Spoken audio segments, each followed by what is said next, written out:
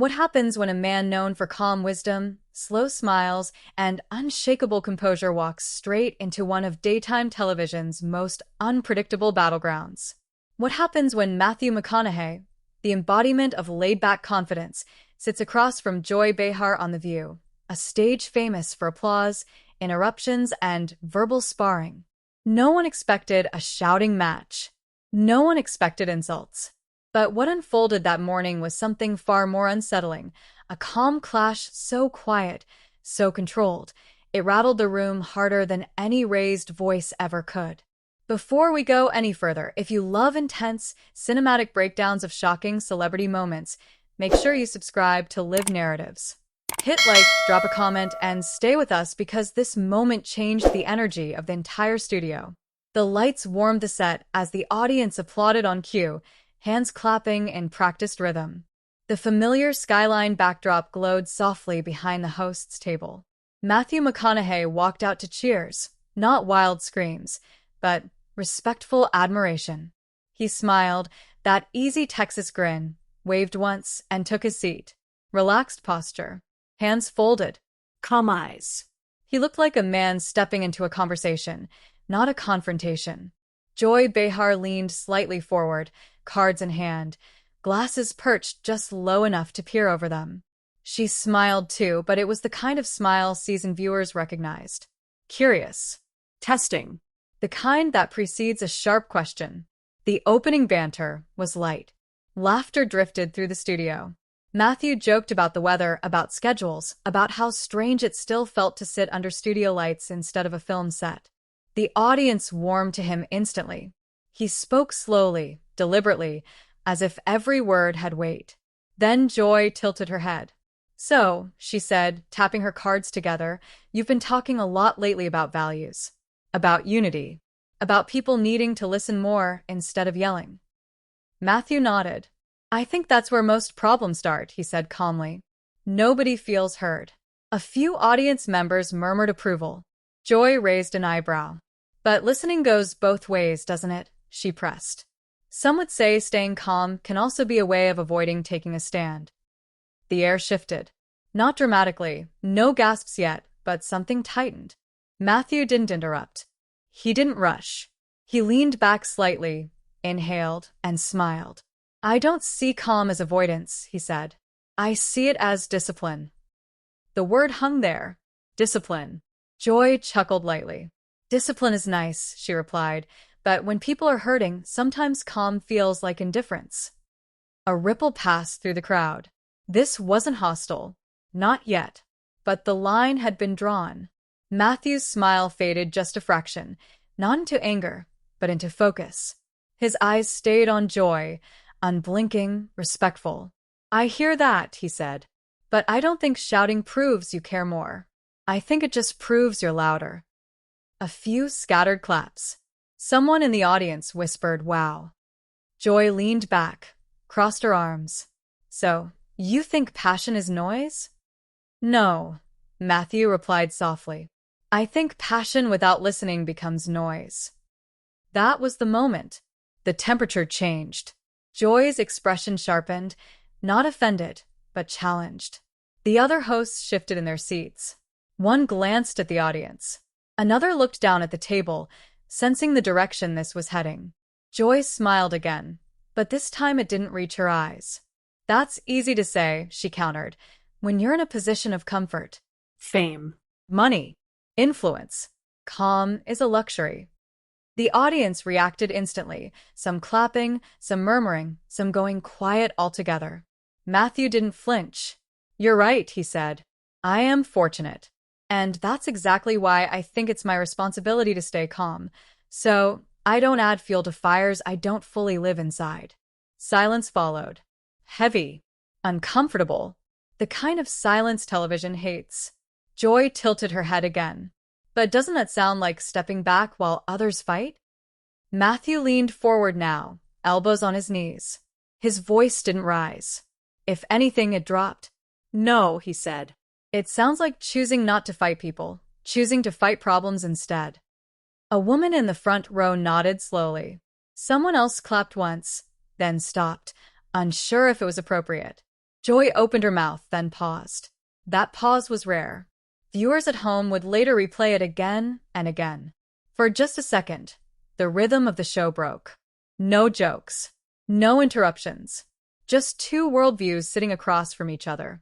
You don't think anger has its place? Joy finally asked. Matthew exhaled. Anger tells us something's wrong, he said. But it's a terrible leader. That line landed harder than any insult ever could. Joy laughed, but it was short-edged. Tell that to people who feel ignored.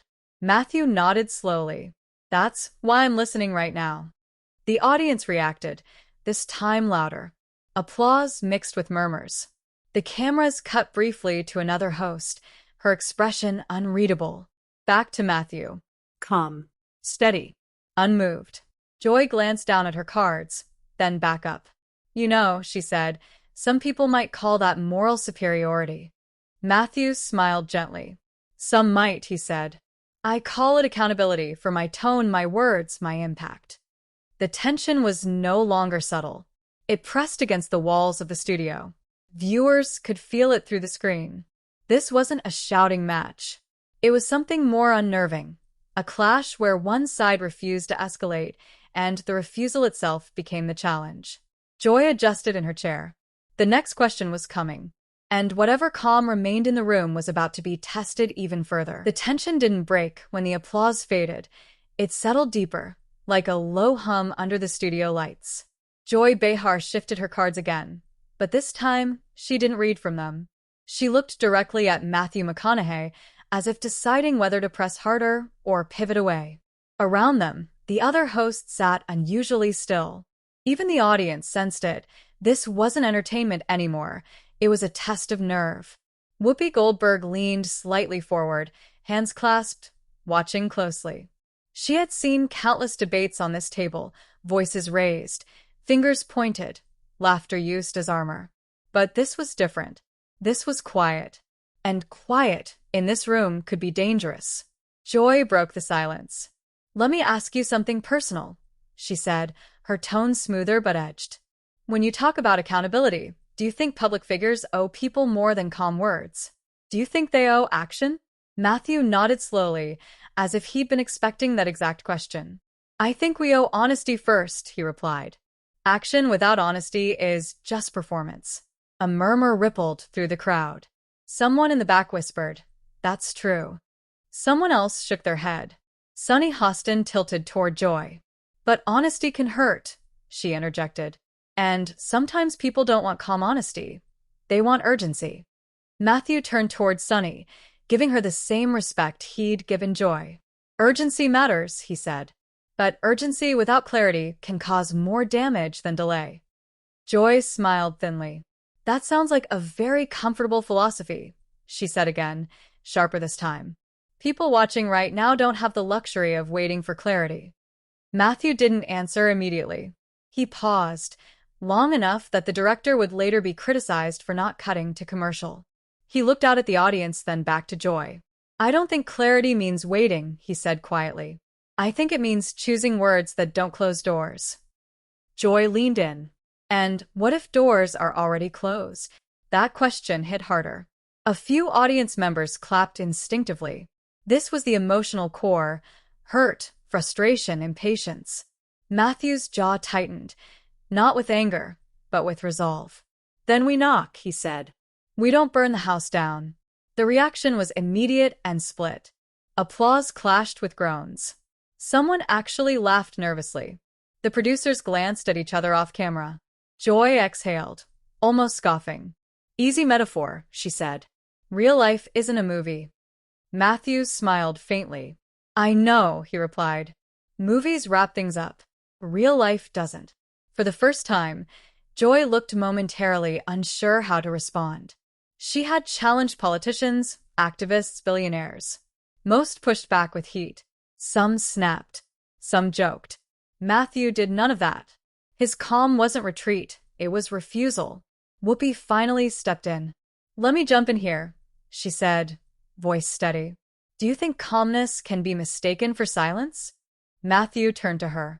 Only if we stop speaking, he answered. Calm doesn't mean quiet. It means intentional. Joy tapped her pen against the table. But intentionality doesn't trend, she said. Outrage does. Matthew nodded. That's part of the problem. That line drew the loudest reaction yet.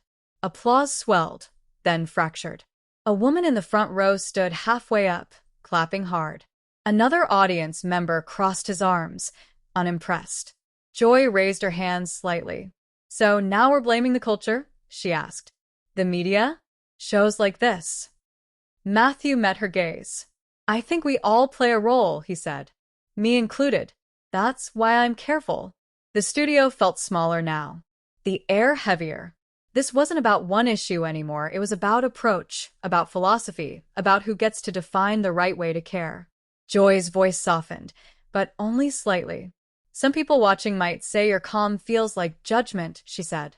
Like you're telling them they're wrong for being angry. Matthew shook his head gently. No, he said. I'm saying anger is understandable. I'm saying it shouldn't be permanent. That sentence landed like a slow punch. Sunny looked thoughtful. Whoopi leaned back, eyes narrowed in consideration. Even Joy seemed to hesitate. And what if anger is all someone is left? Joy asked quietly. For the first time, Matthew's voice wavered, not with weakness, but with emotion. Then I hope they don't turn on themselves, he said, or on people who might actually help. Silence swept the room again, deeper than before. No applause this time. Just breathing. Just the weight of it. Joy glanced toward the audience, then back to Matthew. You really believe calm can change anything? She asked. Matthew held her gaze. I believe calm lets change survive, he said. Chaos burns out. Calm endures. The words echoed. Someone sniffed back tears. Someone else whispered, he's not wrong. Joy leaned back in her chair, crossing her arms again, but now it felt defensive, not aggressive. Well, she said, forcing a light laugh, you're certainly consistent. Matthew smiled. I try to be. The cameras pulled wide, capturing the table, the audience, the strange stillness that had replaced the usual chatter. Producers were likely screaming in earpieces, urging a shift, a joke, a commercial, anything to release the pressure. But Joy wasn't done. She straightened her posture, eyes locked on Matthew once more. Let's see how calm holds, she said, when we talk about accountability on a much more personal level. Matthew didn't blink. I'm here, he said. And just like that, the room knew. The real clash hadn't even begun yet. The shift was almost imperceptible, but everyone felt it. Joy's voice had changed, not louder, not sharper, but more deliberate. The kind of tone reserved for questions that don't come from cue cards. The kind that draw blood without raising a fist. You talk about accountability, she said slowly. So, let's talk about yours. A low murmur rolled through the audience. A producer's head popped up behind a monitor. This wasn't the plan. Matthew didn't interrupt. He didn't smile. He nodded once, inviting whatever was coming next. You've spoken about responsibility, Joy continued, about choosing words carefully. But there are people who say staying neutral, especially when you have a massive platform, is itself a choice. And not a harmless one. The silence that followed was sharp enough to cut. Even the audience members who had been clapping earlier now leaned forward, sensing the escalation. Matthew folded his hands together. Neutrality gets misunderstood, he said. I'm not neutral about people. I'm cautious about narratives. Joy's lips tightened. That sounds like a dodge. A collective inhale swept the studio.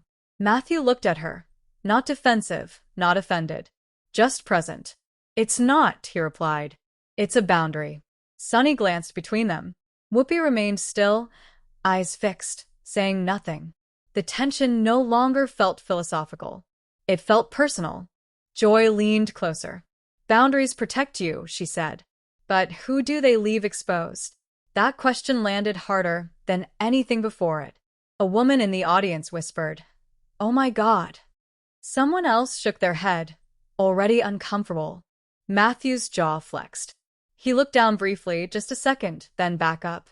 When he spoke, his voice was lower than it had been all morning.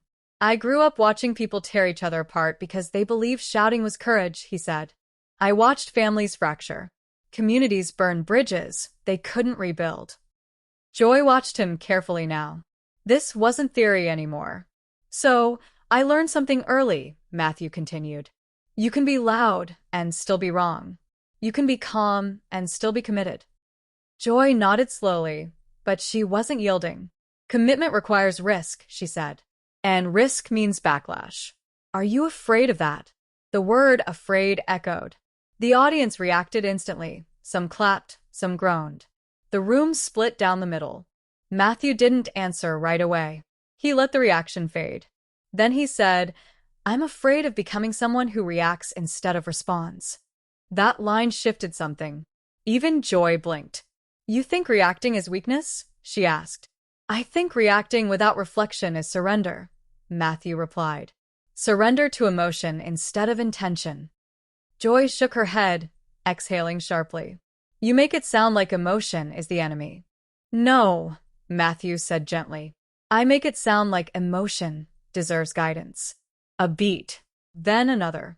Joy leaned back, crossing her arms again, but this time the move looked uncertain, like armor adjusted mid-battle. So, you're saying people should just calm down? Matthew's eyes softened. I'm saying people should be heard before they're judged, he said. Including you. Including me. The audience reacted.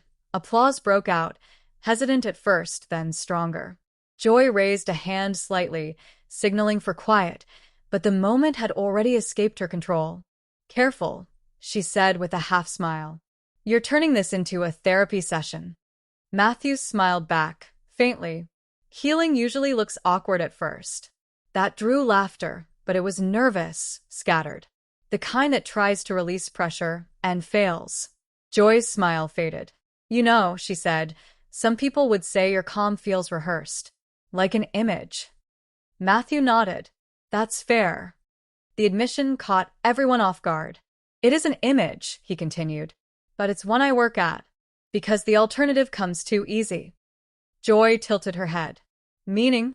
Meaning I can be angry, Matthew said. I can be reckless. I can dominate a room if I want to. A hush fell. But I choose not to, he finished. Because I don't trust the man I become when I do. That was it. That was the crack in the armor. Joy looked at him differently now, not softer, not kinder, but more human. The audience felt it too. Someone wiped their eyes. Someone else whispered, That's real. Joy cleared her throat. So, this isn't about avoiding responsibility, she said. It's about controlling yourself. Matthew nodded. Before I try to control anything else. The room sat with that. No one rushed to speak. Even the producers let it breathe. Then Joy straightened, resolve returning but changed. Less combative. More surgical. All right, she said. Then let's talk about a moment where people think you didn't control the narrative at all. Matthew didn't move. Didn't blink. Let's talk about when silence spoke louder than words. The audience leaned in as one. And everyone knew. The next story was going to hit much closer to home. The studio felt colder somehow, even under the lights. Joy's last sentence lingered in the air, heavy and deliberate. When silence speaks louder than words, everyone knew what she was pointing toward. Moments when a public figure doesn't speak. Moments when the absence becomes the story. Joy adjusted the stack of cards in her hand, though she didn't look at them. There was a time, she said carefully, when a lot of people were waiting for you to say something. And you didn't. A low, uneasy murmur rolled through the audience. This wasn't hypothetical anymore. This was memory. Matthew nodded once. No smile. No deflection. You were trending, Joy continued. Your name everywhere. People wanted clarity, support, condemnation, something. She leaned in. And instead, there was quiet. The word quiet landed like an accusation. Matthew inhaled slowly. I remember, he said.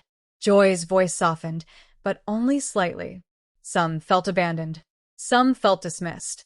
Some felt like your calm suddenly looked like distance.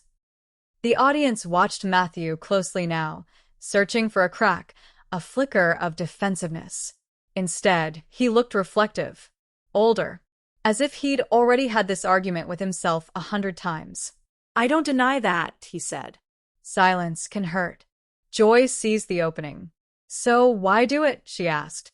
Why choose silence when people are begging for words? Matthew folded his hands tighter. Because sometimes words can lie, he said quietly, especially when they're rushed. The room reacted instantly. Some claps, some groans, a sharp whisper of disagreement. Joy raised an eyebrow. People would say that sounds convenient. Matthew nodded. It can sound that way, he admitted. But convenience wasn't what I felt. What did you feel? Joy asked. For the first time all morning, Matthew hesitated. Not a pause for effect. A real one. I felt the weight of being wrong, he said finally, and knowing I wouldn't get a second chance to take words back. Joy crossed her arms again, but her voice wasn't sharp now, it was probing. You think saying nothing is safer than saying the wrong thing? No, Matthew replied. I think saying the wrong thing can be louder than saying nothing. That line divided the room. Applause clashed with audible sighs. Someone in the audience shook their head vigorously. Someone else whispered, "He's honest." Joy leaned back, studying him. But when you're silent, she said, others fill the space. Narratives form without you. Matthew nodded. That's true. So you let them? Joy pressed. I accepted that risk, he said, because speaking without understanding would have been worse for me and for the people listening. Joy exhaled through her nose. You see how that sounds like privilege, though, she said. Like you can afford to wait. Matthew met her eyes. I know it does, he said, and that's something I wrestle with. The audience stilled again. No applause this time. Just listening. I'm not proud of every silence, Matthew continued. Some haunt me. Some wake me up at night. That confession shifted the energy completely. Joy uncrossed her arms without realizing it. But I've learned something, he said. Noise satisfies the moment. Thoughtfulness serves the future. Joy tilted her head. That's a gamble. Yes, Matthew agreed. It is. Sunny leaned forward. Do you regret it? She asked. Matthew didn't answer right away.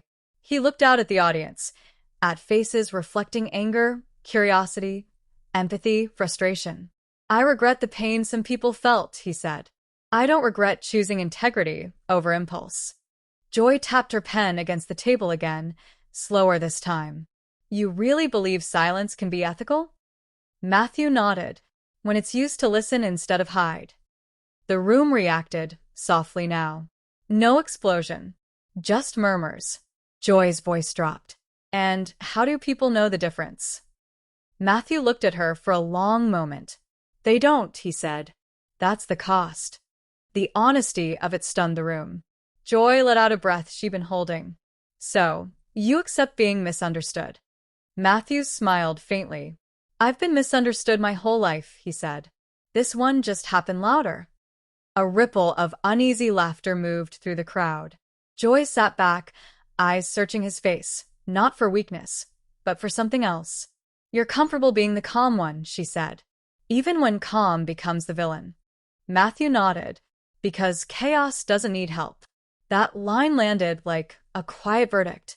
The audience reacted again, this time with sustained applause, though it wasn't unanimous. Some clapped slowly. Others remained still, arms folded, unconvinced. Joy raised a hand to settle the room. When she spoke again, her voice was different, less combative, more reflective. You know, she said, people tune in expecting sparks. Fireworks. Someone losing their temper. Matthew smiled. I know. And instead, Joy continued. They got restraint. Matthew met her gaze. Sometimes restraint is the loudest thing in the room. Joy nodded slowly, as if conceding a point she hadn't planned to. Well, she said, whether people agree with you or not. She paused. The audience leaned forward again. They're definitely talking. Matthew smiled, this time wider, but still calm. That's okay, he said. Conversation is better than combustion. The cameras pulled back slightly, capturing the table, The audience, the charged stillness that followed. Producers were signaling for wrap-up. Time was running out. But everyone in the room knew this wasn't over. Because once calm challenges outrage on live television, the aftermath doesn't stay in the studio. It spills everywhere. And that was about to become very clear. The applause didn't end cleanly.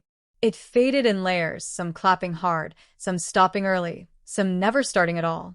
The kind of applause that tells you the room is divided, not entertained. The cameras cut wide, then tight again, catching Joy Behar's thoughtful stare, then Matthew McConaughey's composed expression, calm to the very last second the red light blinked on. "And we'll be right back," Joy said automatically, voice professional, practiced. But the moment didn't go to break with them. It followed Matthew as he stood, shook hands, thanked the hosts. It followed Joy as she adjusted her chair and exhaled, the weight of the exchange settling into her shoulders. It followed the audience as they buzzed, some nodding in agreement, some whispering in frustration, some already pulling out their phones. Backstage, producers spoke in hushed urgency. "Did you feel that?" one asked. "That wasn't a fight," another replied. "That was something else."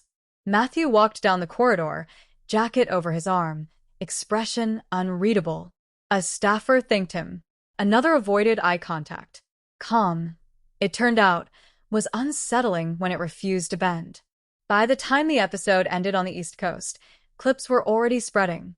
Short excerpts, isolated sentences. Chaos doesn't need help. Silence can be ethical. Calm endures. Context evaporated. On social media, the reaction exploded. One side praised Matthew McConaughey as the most grounded guest ever on daytime TV. Posts called him measured, wise, the adult in the room. Clips of his quietest lines racked up millions of views. The other side wasn't impressed. Tone policing, some accused. Privilege disguised as wisdom, others wrote. Hashtags trended. Threads grew longer, angrier. People argued not just about what he said, but about what calm itself meant. Joy Behar watched it unfold from her phone later that night. Notifications stacked. Praise. Criticism. Headlines forming in real time. Some called it her toughest interview in years. Others said she'd finally been outmaneuvered, not by aggression, but by restraint. On the next morning's news cycle, commentators weighed in. Was this a masterclass in composure? One asked. Or a missed opportunity to take a real stand? Another countered. On The View, the table buzzed the following day. Whoopi referenced the moment carefully. Sunny acknowledged the divide. Joy listened, nodded, defended the conversation, but didn't dismiss it. "That's what dialogue looks like," she said at one point. "Even when it's uncomfortable." Matthew didn't post immediately. When he finally did, it wasn't a statement. Just a line. "Still listening." That single sentence reignited everything. Fans praised it as humility. Critics mocked it as avoidance. Think pieces followed. Reaction videos stacked. The calm clash had escaped the studio and become something larger, a mirror people held up to themselves. Were they angry because they disagreed? Or because someone refused to meet anger with more of it?